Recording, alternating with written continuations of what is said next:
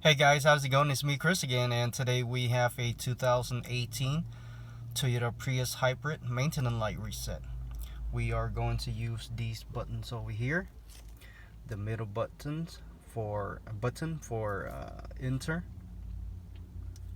and we're going to be looking at that screen right there. Go ahead and turn on your car without starting. Every time you see this, just click back.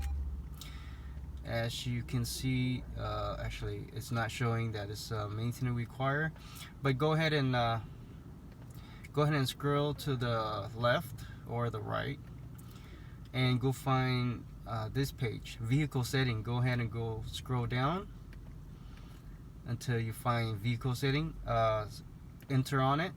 Okay, enter on maintenance system. Scroll down to oil maintenance, enter on that, scroll up, enter on that, and you are set. Guys, make sure you click that like. Thank you for watching. I'll see you next time. Bye bye.